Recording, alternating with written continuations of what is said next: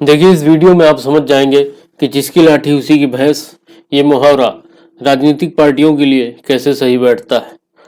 तो हमारा टाइटल है, क्या बीजेपी को पता था चुनाव आयोग का शेड्यूल। चुनावी पाबंदी से पहले ही मोदी शाह योगी ने 68% सीटों पर रैलियां कर ली थी। यूपी में मोदी शाह योगी की रैलियों का रैला, कुल रैलियां और सभाएं 112। मोदी ने कितनी की? 14 रैली, शाह ने 20 रैली, योगी ने 78 रैली। इन लोगों का जो यूपी में कुल 75 जिले हैं, उन 75 जिलों में से 47 जिलों में इन लोगों ने पहुंच बनाई।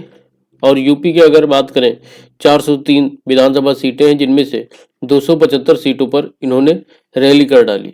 अब आपके मन में प्रश्न होगा कि चलिए ठीक है, चुनाव है तो पार्टियां ही तो रैली करेंगी, क्या हम और आप रैली करेंगे? जी बेशक सही है, अगर अब पार्टियां रैली करें, लेकिन एक सही मायने में देखा जाए तो यहाँ पे मैं समझने का प्रयास करते हैं। देखिए, यहाँ पर ये आशंका जताई जा रही है कि इन लोगों का चुनाव आयोग का शेड्यूल पहले से ही पता था। उस पहले से ही पता में उन 4 दोस्तों का एग्जाम था। 4 में से एक दोस्त के पिता क्या थे? एग्जामिनर थे, जहाँ पर पेपर बनते थे।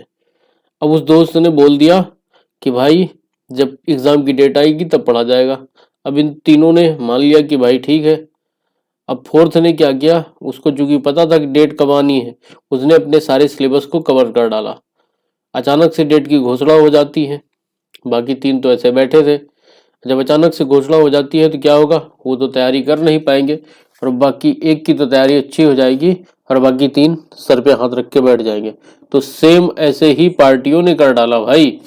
इन पार्टियों ने क्या किया? जिसकी सत्ता थी मौजूदा बीजेपी ने, ये शेड्यूल देखने पर यही लग रहा है, इसने क्या किया कि अपनी इतनी रैली कर डाली भाई। 14 रैली प्रधानमंत्री मोदी ने कर ली, शाह ने 20 रैली कर ली। देखिए, दरअसल नए साल के 8वें दिन चुनाव की तारीख के ऐलान से पहले ही प्रधानमंत्री नरेंद्र मोदी, गृह मंत्री अमित शाह और यूपी के मुख्यमंत्री योगी सूबे के हर 3 में से 2 असेंबली सीटों पर रैली या रोड शो कर चुके हैं। अगर हम प्रतिशत के लिहाज से समझें तो यह आंकड़ा 68% होता है। सीटों के हिसाब से देखें तो यूपी की 403 सीटों में से 275 पर यह तिगड़ी पहुंच चुकी थी। तिगड़ी का मतलब मोदी, शाह और योगी।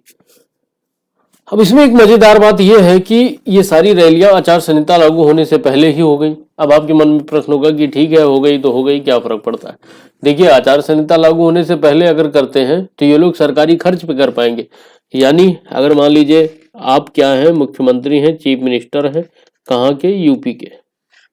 अब आप यूपी के चीफ मिनिस्टर हैं तो आपको सरकारी गाड़ी मिलेगी, तमाम तरह की सुविधाएं मिलेंगी, लेकिन सुरक्षा मिलेगी, मतलब सब कुछ मिलेगा जो एक मुख्यमंत्री के लिए जरूरी होता है। लेकिन ये जो सुविधाएं मिलती है ना, ये चुनाव आयोग जब तक चुनाव की तिथि की घोषणा नहीं कर देता तब तक मिलती है। क्यों? क्योंकि जिस दिन चुनाव आयोग चुनाव की तिथि की घोषणा कर देता है, उसी दिन से क्या लग जाती है? आचार संहिता लग जाती है। कब तक लगती है? क्या काउंटिंग के लास्ट दिन लगती है कि रिजल्ट आने तक लगती है? तो देखिए, आचार संहिता कब तक लगती है? चुनाव आयोग के चुनाव की तिथि घोषणा से लेकर के रिजल्ट आने तक की डेट तक आचार संहिता लागू रहती है। अब देखिए, यानी इन्होंने अपना पूरा काम तो निपटा लिया और उसके बाद आचार संहिता लागू हो जाती है। बाकी सभी पार्टियां कुछ कर नहीं सकती। इन्होंने सरकारी खर्चे का पूरा फायदा उठाया और अपनी रैलियों को भी किया, सरकारी गाड़ी का खर्च भी उठाया। अब देखिए, आचार संहिता अगर लागू हो जाती है तो आप क्या क्या नहीं कर सकते। सबसे पहले तो आप मुख्यमंत्री या मंत्री प्रचार के लिए सरकारी गाड़ी का इस्तेमाल नहीं कर सकते। सरकार किसी अधिकारी या कर्मचारी का ट्रांसफर नहीं कर सकती आचार संहिता के दौरान। नई योजना प्रोजेक्ट का उद्घाटन या शिलान्यास नहीं हो सकता आचार संहिता के दौरान। सीएम या मंत्री सायरन वाली कार का भी इस्तेमाल नहीं कर सकते हैं इस पीरियड के दौरान। अब देखिए, 5 राज्यों में चुनाव होना है। किसमें? उत्तर प्रदेश में, उत्तराखंड में, पंजाब में, मणिपुर में और गोवा में। लेकिन 5 राज्यों को बताना थोड़ा सा डिटेल में बड़ा होगा, क्योंकि इन 5 में सबसे बड़ा उत्तर प्रदेश है जनसंख्या के लिहाज से। तो हम उत्तर प्रदेश के बारे में बात करेंगे। देखिए, उत्तर प्रदेश में 7 चरणों में चुनाव होंगे। कितने चरणों में? 7 चरणों में। पहला जो चरण है वो है 10 फरवरी को होगा, 14 फरवरी को, 20 फरवरी को, 23 फरवरी, 27 फरवरी को, 3 मार्च को और 7 मार्च को होगा और 10 मार्च को फाइनल रिजल्ट आएगा कि किसकी सरकार बनती है। देखिए, लोकसभा तथा विधानसभा चुनाव में खर्च की लिमिट भी बढ़ा दी गई है। इलेक्शन कमीशन ने उम्मीदवारों के लिए जारी कर दिए नए आंकड़े। देखिए, पार्लियामेंट फॉर पार्लियामेंट, पार्लियामेंट का मतलब होता है लोकसभा, यानी ये जो बढ़ोतरी हुई है लोकसभा में हुई है, और फॉर असेंबली का मतलब होता है विधानसभा, यानी राज्यों की विधानसभा के डाटा है।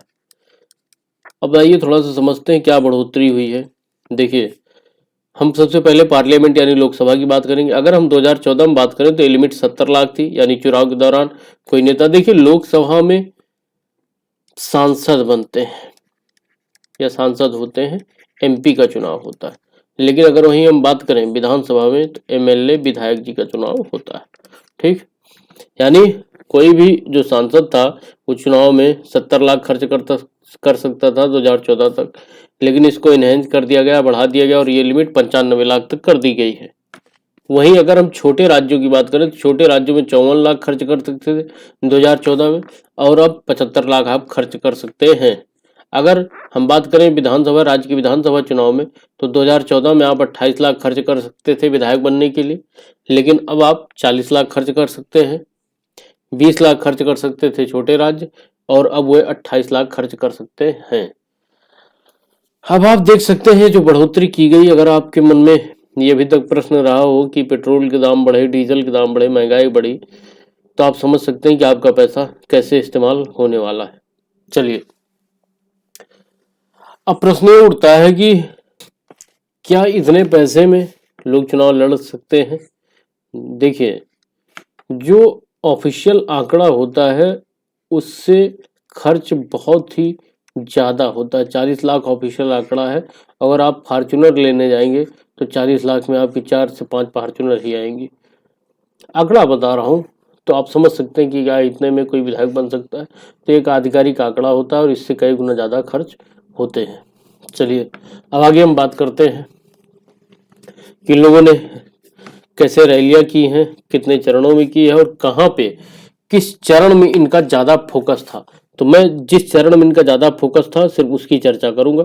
देखिए, इनका दूसरे, 5वें और 7वें चरण में सबसे ज़्यादा फोकस था। इन्होंने दूसरा चरण में जो सीटों तक पहुंच बनाई वो 78% सीटों तक।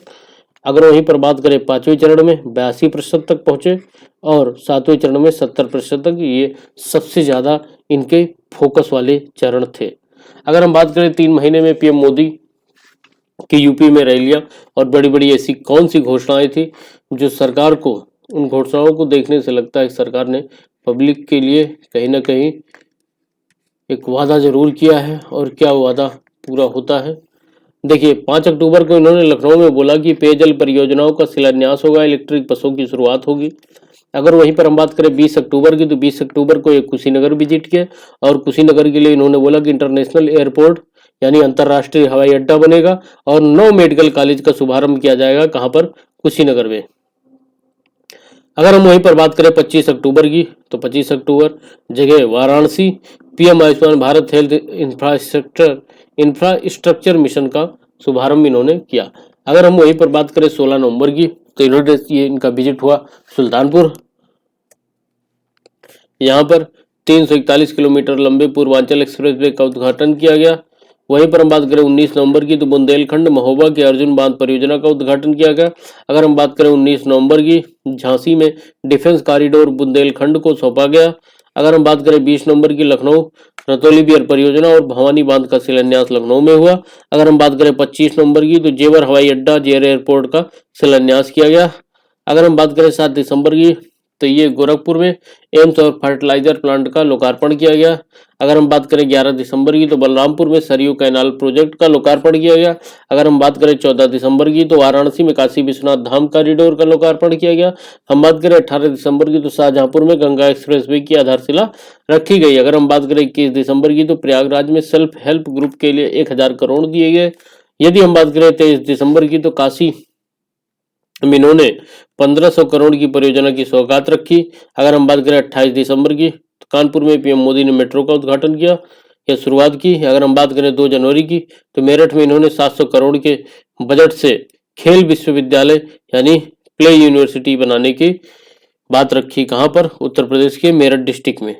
तो ये कुछ सरकार के 3 महीने के आंकड़े थे कि वो क्या कर सकते हैं, उनकी क्या क्या घोषणाएं हैं पब्लिक के लिए। अब देखिए 3 महीनों में इन्होंने क्या क्या कौन कौन सा जिला कवर कर डाला। देखिए इनकी रणनीति, देखिए कोई भी अगर आप मैप देखेंगे तो ऊपर होता है उत्तर, नीचे होता है दक्षिण, इधर होता है पूरब और इधर होता है पश्चिम।